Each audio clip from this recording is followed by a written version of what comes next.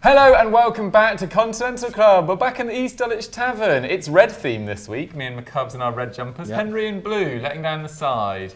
Henry, how are you? As always. More cheery than your colour, hopefully. More cheery than my colour. I think yours is like a danger colour, if anything. So this is quite Especially calm relative. No, I'm good. I'm all right, thank you. I enjoyed the fact last week we talked about managers who were in danger of getting the sack. And this week we're talking about the summer signing that has disappointed. So I think we can tell that the change of weather has really hit us hard as a collective. Autumn has arrived. But on a positive note, because it's obviously we talk about European football here, because we know European football ball. This weekend, Koke, I believe, will become the biggest record appearance maker in Atletico history, which is epic, actually. The ultimate club man, joined there at the age of 6 years old. And I was reading he's averaged like 40 games a season every season that he's been a professional. Wow. His He's fitness, not even that old as well. He's 30. So not only is he going to break this record, I think he could make it be unassailable. Because I don't think in the modern era it'll almost be possible for a player to kind of break that kind of record. So yeah, I just thought we could kick off on a fun note, which is celebrating Koke. One of the more underrated midfielders in European football. He's also got like 70 caps for Spain. Luis Enrique loves him. But yeah, what an achievement. And yeah, great club to do that. Absolutely. Well. You feel like he's slightly lucky to have come in the post like Xavi and Iniesta era for Spain? Because like in that era, like Santi Cazorla didn't get that many caps. Like Fabregas, in terms of his ability, probably didn't get the caps he deserved. But anyway, That's have it. We'll get into Koke at another time. The Cubs, are you well? Are you excited for the return of club football? I am actually. Yeah, it's just felt like it's been ages, hasn't it? This one has particularly felt like it's felt like a long time.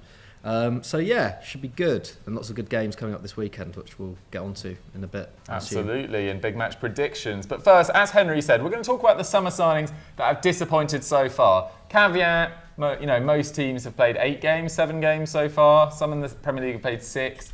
This is very early days. But at the same time, there have been some players that won't be that pleased with their form for their new side. Important to note as well, very few of them are big money flops. 15 of the 20 most expensive signings this summer all went to Premier League clubs. I think 3 went to Barcelona, 1 to Real Madrid, which was Tchouaméni, and 1 to Bayern Munich, which was Matthias de Ligt, who we're going to kick off with at the suggestion of the Chief of Moses.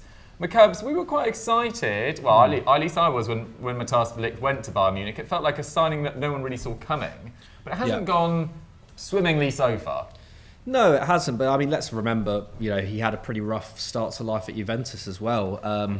And centre backs going into new leagues, rarely hit the ground running, especially at that price point. I know de Ligt is very experienced for his age, but I don't think. Yeah, I think it's harsh to have expected him to suddenly, boost that defence, instantly. Having said that, he's obviously coming into a defence that already had Luca Hernandez there, already has, forget the other, Upamecano. And Upamecano himself, struggled at points last season, didn't he?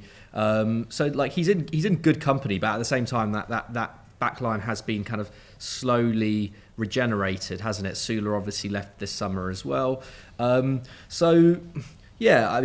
not had an amazing start to life, but I think that's just Bayern in general. They've just been out of form recently, especially on the defensive end, and I think this is just a little bit of a symptom of them playing such a high line in a league like the Bundesliga where most teams have attackers who can get in behind, and if they're wasting chances at in the attacking third, which they have been over the last few weeks, then it's inevitable they're going to draw games because they will let opposition in behind.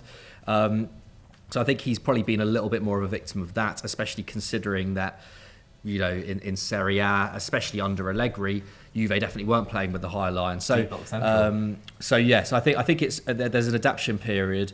But actually, his stats look fine. Like he's won every tackle that he's contested so far, so can't fault him on that. His interceptions have gone up to 1.2 from 0.9. He's winning more aerial duels, only very slightly.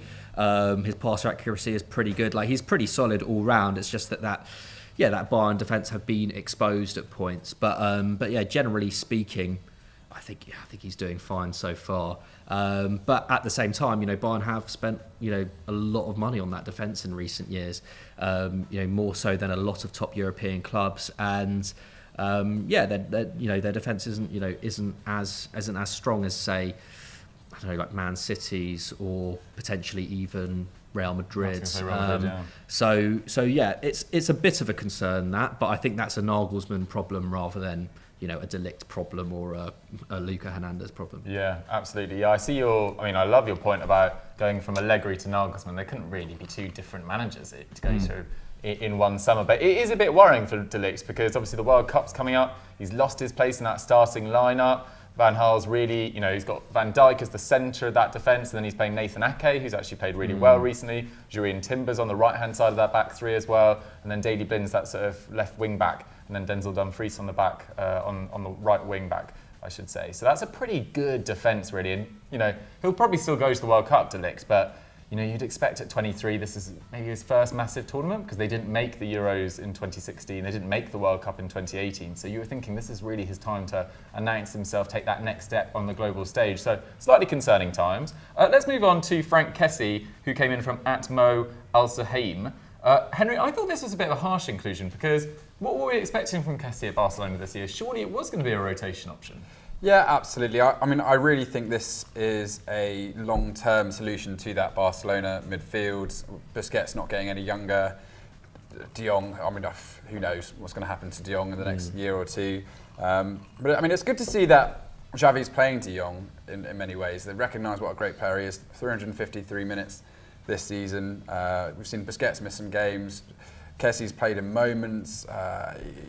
But the reality is, in terms of integrating him into that side, he's up against a load of players that have been in that system for a long time at the moment. We've seen Pedri and Gavi are playing exceptional. Pedri looking back to his best. We've waxed lyrical about him a few weeks ago.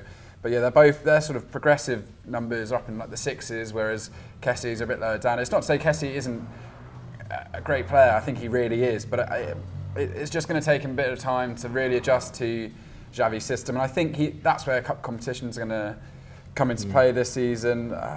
It's concerning that only Marcos Alonso's played fewer minutes in La Liga of the new signings, and he joined late in the window. So, yeah, I think Kessie is going to have his moment, but it may not necessarily be this year. It could be next year. But I'm not worried about this as a bad signing. Let's not forget they got him for a free transfer, and this is a player who I think his transfer market value starts at about 40 million euros. So they've got an amazing free transfer on their hands.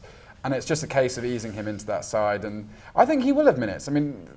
It's especially with some of the transfers we saw out, Nico Gonzalez joining in Valencia, there will be moments where he'll have to step up. There will be moments where some of these players get injuries. As I think you put a great tweet out, Doogie, the other day about how much football a lot of these guys are going to be playing. It's worrying, yeah. Yeah, it's a ridiculous amount. And if we see what they've done with Pedri over the years, I do think that there's going to be moments for Kessie, a bit more fresh, to come into that side and anchor that midfield, because that's really where he's best at, sort of sitting in front of the defence. And I think him being there allows De Jong to push up a little bit more, and obviously Pedri and Gavi like to do the same. So yeah, I'm not worried about Kessie. He'll have his moment. It was always going to be difficult, as you say, coming into this team, and it was always going to be difficult earning minutes against players who are very much established in that side already, but I'm not worried about him. Yeah, for sure. Gavi played so much football last year and he's still so young. He'll need a break at some stage. Pedri, as you said, more injuries last year. It seems like it's going to be Busquets' final year as well before he goes to the MLS. I think it's Inter Miami are supposedly close to agreeing a deal with him as well. So, towards the end of the year, Xavi will have to look to the future and Kessie will get a few more minutes there. And even, as you say, even if he doesn't get loads of minutes, if they keep him for 18 months and sell him for 15 million, that's a 15 million euro profit. So they're in not a too bad a position. So I didn't think Kessie really deserved his spot on this list. Unlike a signing in Divock Origi, who I think has been quite unfortunate. This comes in from Rosaneri from KS. And, he's been a bit unlucky. He has missed some injuries. He's missed 4 games. He missed 13 with Liverpool last year. But on the pitch, he's looked really rusty and way off it, to be honest. He's played 80 League and Champions League minutes so far, so, almost impossible to judge him. He's really not really started. 0 goals and 0 assists in that time. And the players that are starting ahead of him are doing really well. Olivier Giroud's been in excellent form for club and country so far this season. In the league, he's got 4 goals and 1 assist already. His shots are close to 5 per 90. They've never been that high for Giroud. Last year, it was just 3. He's creating over a chance per 90 as well. His expected goals and assists per 90 ratio is nearly 1, which is the sort of levels that someone like Dybala is reaching at Roma. It's the sort of levels that Neymar and Messi are at PSG. So Giroud's playing really, really well at the moment. But he's not the only new signing to struggle at Milan. Dest has barely got any minutes so far. Florenzi as well. I'm quite confused why they've ended up with so many right backs, to be honest, because Calabria is really good. So it seems a little strange. It was one of their sort of, in their leadership group last year, let's say. So yeah, it's a little bit worrying for Origi. He's still got plenty of time, but he doesn't want to cede too much more ground to those first choice forwards. And Milan have got a massive few weeks coming up. They've got Empoli this weekend, which is a very winnable fixture. Then they go Chelsea, Juventus, and then Chelsea again. Potentially quite a good time to play Chelsea, obviously under new management and Graham Potter. But Milan will be looking to make a statement in the Champions League after a really disappointing campaign last year. So Origi needs to get going. Similarly with Lukaku, McCubs, coming in from Saturnian, 13, I think. I don't know how would you guys pronounce it? Saturnian 13. He's actually got a very big Milan following on Twitter. Seems like a really interesting guy, so go check him out. Anyway, Romelu Lukaku, injuries really. Yeah, I mean, I think this is quite a harsh one as well. Yeah, I mean, he got a goal and assist in his first 2 games, didn't he, back at the club? He's missed the 6 since. Won't even be fit for their game against Roma this weekend. And he's unlikely to make the Barcelona game next week as well. So, yeah, I mean, it's disappointing in that, this is the man who was basically going to be the difference between Inter and the other clubs, at least in my kind of point of view, when kind of thinking about how this Serie A title race was going to go down. He hasn't been there, of course. I mean, there's also the added thing of he's coming back to the club in Inzaghi as the manager now. He obviously thrived under Conte, but I think Inter are still stylistically, they're not obviously not the same. Inzaghi has kind of developed them more as an attacking force, as a kind of a more possession-based team, but their shape is still relatively similar. I think once he's fully fit, he will be firing again in Serie A. I think it's inevitable. But it is a bit concerning for Inter because they're already 5 points off Napoli at the top, aren't they? Actually, their scoring form has been fine. They've scored 13, which is the second most in the league. And they still have decent options up front. Obviously, Lautaro's, I think in the best goal scoring form of his life really this year. Dzeko's still is decent, although he's underperforming XG, as I saw you on Twitter. Underperforming XG perennially.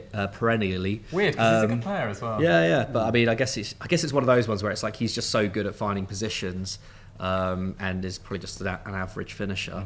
But yeah, I mean, I'm not overly worried. But if say it gets to mid-November and Lukaku's only played 3 more games and he's picked up another niggle, then suddenly it's it's not not what Inter were bargaining for with getting him back to the club. But I don't know. I think it kind of depends on whether they can pick up form without him again, and then he can come back into a winning team and just fire them to the title. Because I think that has to be their ambition this season. I think. Yeah, got to be in touching distance for sure after that. Yeah, pretty solid summer, kept hold of all their big stars as well, maybe to their own financial detriment as well. But Lukaku, I think, was top of people's lists, and a lot of people's lists because of that Calvin Klein advert, which I think is really unfair. What has that got to do with the disappointing signing? He's injured at the moment. He's getting in some money for being on Calvin Klein. I don't really understand. The boxes look good. He looked good. Yeah. I'm not really sure. Would you turn it down? I mean, I would look horrendous up there. Don't put yourself down like that, dude. It'd be the hairiest Calvin Klein model in a long, long time. Henry, where do you want to go for our next suggestion? Because there's numerous ones down here. I will take a couple. So we've got Antonio Rudiger that's come in from Feginator. Love it. The Feginator. I mean, I actually rate Ancelotti on this one, sticking to his guns. Let's not forget, they haven't even drawn a game this season. No. They've won every game they've played so far. And I think Militao was one of the great revelations of last season, towards the back end of the campaign, certainly the way he came in. And so they really didn't have much. Before, They didn't really have much options off the bench beyond that. I think it was Nacho coming in to play centre. Jesus for Lecho. Yeah, exactly. So I think Militao really stepped up and he's earned his place in that side. And obviously, once again, getting Rudiger in on a free transfer is a great transfer, irrelevant of how much he's playing. Would he expect to be playing more right now? Yeah, absolutely. I mean, he played 45 minutes of their game versus Celtic, 90 minutes versus Leipzig. His tackles have dropped, but that's hardly surprising. Real Madrid really are on the front foot in La Liga, certainly compared to that Chelsea side, who are having to take a lot more, had to do a lot more when he was playing at Stamford Bridge. He's played all right when he's been there, but this was a guy who was like the maverick leader of that Chelsea defence. He's gone to a club that won it all last season, and I think to imprint that personality off the bat is always going to be really hard, especially when they've got such a settled back line in Militao and Alaba, who I think is just constantly not talked about enough for what he does as a player. Like, just an unbelievable addition. Maybe at some point Alaba could move to left back, or he could move into midfield, and maybe Rudiger could get more minutes there. But I really don't think that Ancelotti is going to tinker with a winning system. But I mean, at least they've got the best man manager around to deal with that situation. So I'm sure that Ancelotti's got keeping him sweet in a certain way. But yeah, worrying signs for Rudiger, but I think he just needs time and maybe an opportunity. It might take an injury, sadly, to get into that side, but he's going to have to wait for his turn, and I don't think he can have any complaints all in all. Kasper Schmeichel, which is another one from the chief of Moses. Yeah, he's had a bit of a stinker since he's gone to Nice. There's no denying that. Already conceded 1.2 more goals than XG suggests. Nice have been bad in general. Yeah. Lucien Favre, is he their manager anymore? Yeah. Still, yeah. He's still the manager. I mean, there's so much Clinging talk about. Even I saw Scott Parker linked with the role. Yeah. Wow. What I will say, Joe Bryan. what I will say about Kasper Schmeichel is he is a confidence keeper. Yeah. And he, once Confident again, guy, for a start. he was at Leicester for 11 years, undisputed number one. What he achieved there is great, and I think he was one of the top five Premier League keepers for about 4 years running. So I think he just needs time. And if you watched the Denmark performance against France the other day, he was exceptional. He was amazing, and there's no surprise back in his home country around familiar players. And I was saying, I think the Union Berlin keeper, I can't remember his name, but he's Danish, and he's really pushing him at the moment. But Kasper Schmeichel stepped up there, and that just shows when he's in an environment where he feels comfortable, what he can achieve. It's difficult at Nice, loads of new signings, new manager, bundled expectations at the moment this season. We'll talk about it a bit later, I believe, in pre-match. But yeah, so give him time, and I think he'll be fine. I really don't think he's the problem at Nice. He is capable. He's a brilliant keeper when he gets going. Yeah, no, needs a bit of time as well, but strange summer as we talked about last week, and we will get onto that in big match predictions. I'm going to put forward Angel Di Maria. At Villa fan 231. I was really excited about his arrival at Juventus, along with Pogba. I thought it would really solve their creativity issues. They both had, injury issues. Pogba hasn't even played a single minute yet. Di Maria got suspended for a red card against Monza in that game they lost, which created so much noise around Allegri before the international break. But seems like he's just too expensive to far right now. But Di Maria started really well that game against Sassuolo, linked up really well with Vlahovic. He got 1 goal and 1 assist, and then he's missed 7 games with injury since. Obviously, he'll be suspended for a little while as well. Really disappointing start for Di Maria. Cubs, let's talk some of these strikers as well. Yeah. Luka Jovic is down here, Timo Werner, Anthony Modeste. I mean, Timo Werner feels a bit harsh because he's got 4 goals in 9 games. But Luka Jovic has slightly gone a bit flat. Yeah, Luka, I think he scored on his debut, didn't he, against Cremonese? A really good finish. And, lots of people talking about Luka Jovic as one of the signings of the summer across Europe. This comes from at our Shams. And no goal involvements at all in the 9 games since. So if you count his 2 appearances for Serbia as well in the recent international break, that's 11 games without a goal. So speaking about confidence, Jovic seemingly not very confident at the moment. His XG per 90 is 0.3, so he's probably underperforming in that sense, but still 0.3 isn't amazing. It's not great for a striker, full stop. I think I don't know, Fiorentina in general just haven't started the campaign as they would have wanted. I think it's 2 wins from their opening 7? Something like that. So I think disappointing from Jovic, disappointing from Fiorentina in general, because it's now been 7-8 months now since Vlahovic is gone, and initially they seem to have really, they immediately stepped up in trying to replace him, and they've tried three different people now. Cabral as well, who's been quite disappointing, hasn't he? Considering the kind of profile that he arrived at Fiorentina with. Cabral hasn't yet got going. Jovic seemingly isn't getting going. So yeah, I think that is a bit of a big concern for Italiano. But I still feel like there obviously is a great striker in Jovic. But yeah, I think I think he's disappointed fans so far. Yeah, definitely. He's a worthy inclusion in here. Although having said that, again, he was free, wasn't he? So it feels a bit harsh, but it feels like a few of these guys we were actually picking up before the season started as well. I put Rudiger down as signing of the summer, just because he was free. But it's interesting when you see, you always have these debates online in particular or in your head, like, oh, who's a better player, Eder Militao or Rudiger? And I would have thought going into this season, I thought Rudiger might displace Eder Militao because Militao, is still, learning his trade as it were. But it seems like Militao has just started the season even better. Speaking of players who we thought were going to be good, I think I put down Hlozek in the end as like my signing of the summer. He's not, he's not had that much of a chance actually at Leverkusen, especially not at centre forward. But yeah, another player who's yet to really show what he's worth. Absolutely, yeah. There was a few sort of replies to my tweet, suggesting Hlozek as well. But I thought we talked about him a couple of weeks ago. But guys, who has been your most disappointing signing of the season so far? Let us know in the comments down below, and let us know what you guys thought of our takes as well. I'm sure we missed out some players. But yeah, let's move on to our big match predictions.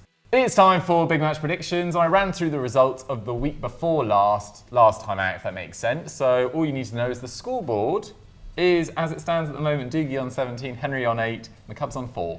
Work to do, lads. Yep. This is the start. I think I've just had one cheeky perfect score pretty much, quite regularly. Yeah. It can turn around quick. I don't want you guys to get disheartened. Henry, let's start with Bayern Munich versus Bayer Leverkusen. Yep. Friday, 7:30 p.m. 5th versus 15th. I mean, who's thought we'd be saying that at this stage in the season? There's 7 points between them as it stands. Do you see Bayern ending their sort of disappointing spell in the Bundesliga against Leverkusen? Yes, I do. Yes. Off the bat. Well, I'm feeling a 9-point week. I don't know what it is. Love that confidence. I must admit, I feel like the predictions are quite easy this week. Yes. Obviously, they are in a bit of a drought. Haven't won since the 21st of August. Draws have been tough. The loss to Augsburg is probably the most shocking of them all. I mean, Union Berlin was quite a competitive game. So I do think that they are going to be fine. Obviously, a lot of their players featured in the recent international break. We've got Koeman injured, Lucas Hernandez, Bouna Sarr, they're all out. Not Bouna Sarr. How will they cope? Yeah, I know. You never know. Maybe need a bit of a mix-up in that squad. I just think that I still think they've been fine in these games. I don't think they've been bad. They've still been battering opposition with shots, whatever.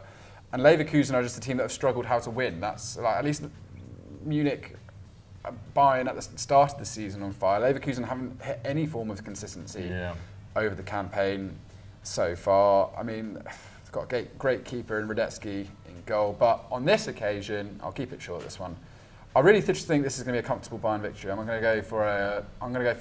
I don't think they're going to blow them away because I think there are going to be some slight tension in that side, but I do think that they're going to get sort of a 2-0, maybe a scrappy win. Okay, blowing away the cobwebs of the 2-0. The Cubs, do you give Leverkusen any hope? No, I'm afraid not. I think whenever Bayern play Leverkusen, I just always envisage a big Bayern victory. And yeah, I agree with what Henry said. Like Bayern, they've given up some sloppy goals. They've been wasteful in front of goal, but generally speaking, when they get into gear, there is almost no team, on their level. I think they could be immense this weekend. I think it's that they're overdue a win. And Leverkusen, their defence, although it definitely. It has improved since Seoane joined last year. It hasn't been particularly good this season, and in general is still just quite vulnerable, especially against a team like Bayern.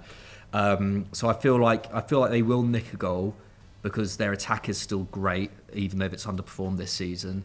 But at the Allianz, I think it's going to be like 4-1 Bayern. 4-1, fair enough. 5 Yeah. I'm always gone for the bonus point. He's a gambler, the Cubs. He's a gambler.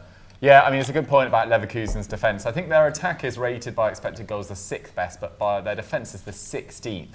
And Radetzky's actually doing a pretty good job in goals. So Jonathan Tah, Tapsoba, their defensive midfielders. I can't even think who they've got defensive midfielder these days. But anyway, they need to up their game if they are to get anything out of this game. You went 4-1, you went 2-0.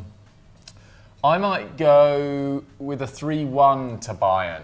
Yeah, 3-1. I think they will get out of the blocks pretty fast, but then Leverkusen might nick a goal in the second half. Right, let's move on to Inter Milan versus Roma. Saturday night, 5 p.m. We've got our customary horns going on outside the EDT. Saturday, 5 p.m. As I said, it's 7th versus 6th. There are just 1 point between them. Roma actually ahead. My Cubs, where do you want to take this one on this? What are you thinking? I was thinking originally that this might be a simple Inter win, but like I don't know. It's really weird with they have got a few injuries, and it's weird with Roma because every time I've watched them this season, I haven't been particularly impressed. And maybe that's just because I watched the Udinese game. That's the one that kind of sticks in the memory. They were terrible. But there's also the underlying numbers look quite good for them. I think they're top for XG and expected goals against as well, which does suggest that they've been a little bit unlucky. I think Tammy Abraham is one of the highest performing strikers in Europe this season so far in that respect. And Pellegrini, I think's underperforming XG as well. Obviously missed that penalty late on against Empoli as well. So yeah, I think with Roma, it's been a case of kind of that they've switched off at the wrong moments, and there's been some embarrassing defeats in there as well. Whereas I don't know, Inter, I just think because Inter are at home, I still fancy them. Like Lukaku obviously isn't there, but Brozovic suspended as well. Brozovic is suspended as well, so I just saw that on the thing. I didn't realise he was suspended. That's really tough, man. Suspended and injured. Yeah, I think Brozovic is a big miss for them.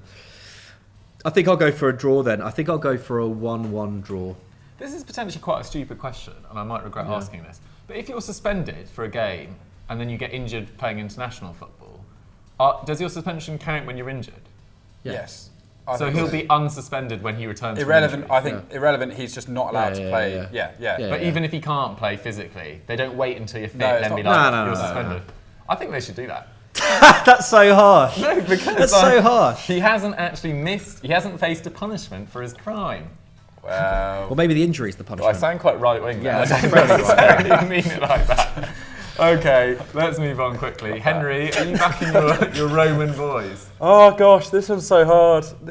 This one's way harder than the previous one. I'd like to shout out Ibanez at centre-back half. He's been one of the highest performing centre-backs in Italy, and he's muscled his way into the Brazil squad. So I didn't even know he was Brazilian, but he's looked brilliant this year. And Dybala, according to Who Scored, I was looking at, has been the best player in Serie A this year.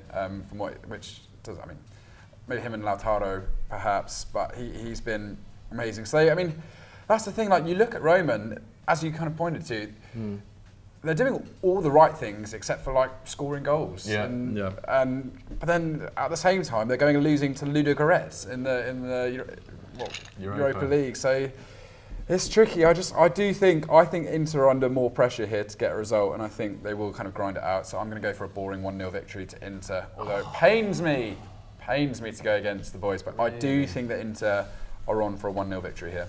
Interesting. I mean, Inter have lost all their big games this year, pretty much. They lost to Udinese. That's not a typical big game, but they lost to Lazio. They lost to Milan in the Milan derby. Roma, I think. By the stats, at least, I haven't watched every one of their games, are actually the dominant side in Serie A, according to the stats. They've got the best attack, they've got the best defence, and should be top according to expected points. Weirdly, but yet they find themselves in 6th.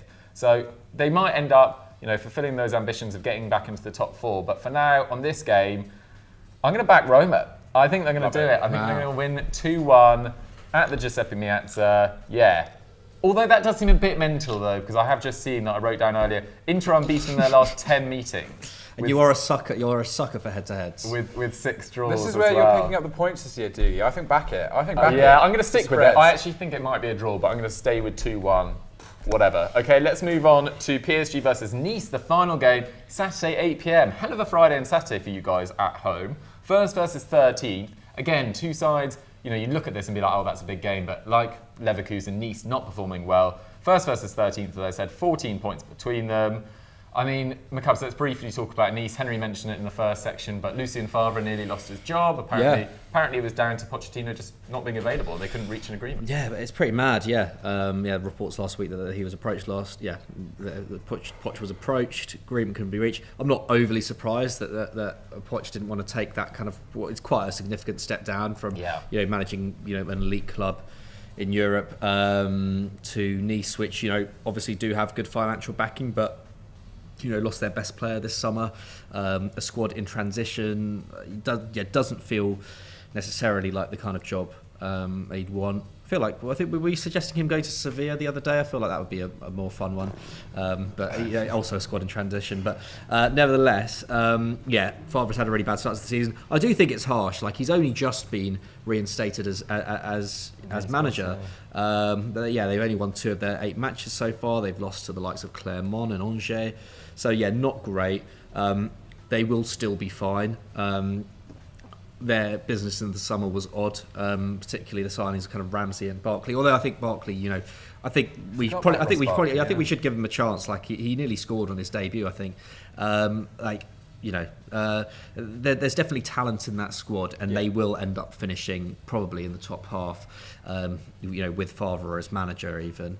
So I think they'll be fine. But this PSG side are just on flames at the moment, aren't they? That front three is just like performing as well as it has done since Messi's arrived last year. I think this is going to be an absolute trouncing, to be honest. Love it. I will say, I'll go 4-0. 4-0. Yeah. Henry, how many? That's what I was going for. There as you well. are. You know what? For it, guys. I'll go for the bonus point. I'll go for 5-0. Oh, really? I genuinely can just see PSG destroying them.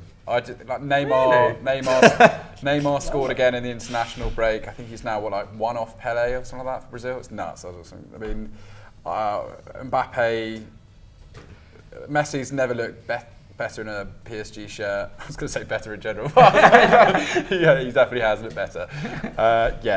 I'm going to go for a big old 5-0 thumping and take that bonus point. A 10-point week. Come on. What have you got up your sleeve, Deeks? Because you seem to be surprised. But I'm a little bit surprised. I mean, I was just thinking as Henry started that, maybe... I actually don't know where Argentina's games took place. And I know Brazil's... Honduras. One of them was in Paris. So maybe they'll be a little tired. True, I forget about that. I don't know. And lots of their players would have played, 2 games over the international break and probably most of those minutes as well. I think they might be a little tired, but I'm still backing them to win this game. I'm just going to go for a simple 2-0 PSG victory. Sorry, guys, but that's just what I think. Love it. Right, guys, get your predictions for those 3 games in the comments down below. And let's move on to our quickfire questions. New Age Purist says, when should Simeone be looking to leave Atleti? Henry, do you think he should be looking to leave Atleti? What do you think of this? Interestingly, I am writing a scout report on this at this very moment, Are you? which is coming out next week. Spoiler. I've been looking at the sort of issues with the Atletico Madrid attack, and actually, part of the problem does look to be like the coaching. That's it. Really? Their pressing is abysmal this season. They're like the 4th highest pressing side so far, but the 2nd worst for successful pressures. So they're basically running around like Headless chickens, which is not something you'd ever really expect from a Simeone side. They're working incredibly hard, but obviously just not in the right places. Yeah. And I will say he's been let down by the squad building. I really do think it's a bad squad. Just looking at it, as the balance is all over. Witsel playing at centre half. I think at the back, Yeah, at the back in particular. But even up front, I think João Felix is not the right for a front 2 because he likes to drift out left, leaving Morata isolated. This issue of Griezmann is basically destroying them because he's the only one who really enjoys dropping into that hole and connecting the midfield and attack. So basically there's a massive, it's kind of like England really. There's just a big gap between the forward line and the rest of the team. And when they lose the ball, they just drop back. I mean, they're averaging like 47% possession at the moment, which is as bad as it's been since like 2016. I was looking at it. It is so bad. Like, I'm giving away the whole scout report, but still watch it anyway. There's going to be more. But like, I think if anything, you're selling it. Real Valladolid. I hate that word so much. In voiceovers, whenever that comes up, I'm always like, oh, here it comes. I always have a few of those. Real Valladolid, they have more possession at the moment, and they are 3rd bottom in the table. So it is slightly going wrong. I think a few signings could maybe fix it a little bit. I'm intrigued to see what Reguilon could do once he gets into that side. They need to figure out how to get their wing backs further forward. They need to just press higher up the pitch, which they can't really do with Witsel kind of leading the defence. So yeah, it was a really interesting look at this Atletico side and Simeone. I think, honestly, for the good of...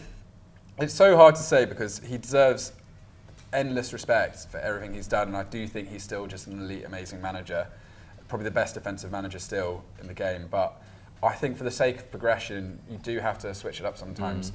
If he's still there by the next Euros, I'll be surprised. Fair enough. I mean, McCubs, you have I'm not surprised. But seen an era-defining manager leave your club in Sir Alex Ferguson 2013. Yeah. We saw Arsenal have some difficulties after Arsene Wenger's departure as well. Would you put out a bit of caution about this?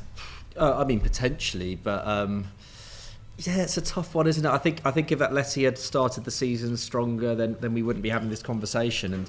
And there's still time for them to turn it around. The problem is that they just don't look like realistic title challengers anymore. When just last year they were kind of favourites to back it up. What's it called? Yeah, retain it. That's the word. Retain their La Liga crown. And I kind of feel like in hindsight maybe Simeone should have just left after they won the league last year. The thing is also you there's the footballing side of it where it's like I would love Simeone to go and manage elsewhere. I feel like he's probably at some point he will manage Argentina. But at the same time, he's one of the best paid managers in the world, if not the best paid manager in the world. He has a great contract there, and he is, he's a god at Atleti. So there's not, from a personal perspective, is there really any reason for him to leave? They're still going to get in the Champions League every year.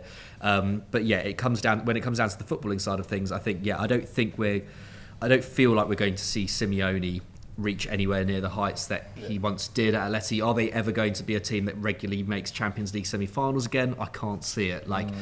He has passed his peak at Atleti, and in that sense, it would have been great to have seen him maybe left a year or two ago and go to another club and imprint himself there. Oh, sure. I will just say that their losses this year in the league have come against Villarreal and Real Madrid, so it's not panic stations. It's not panic stations, but it's just they're clearly just not playing very well. So. They started quite well against Real Madrid, I seem to remember. I think Real scored with their first shot on target, but then we're clearly outclassed by the end of the game.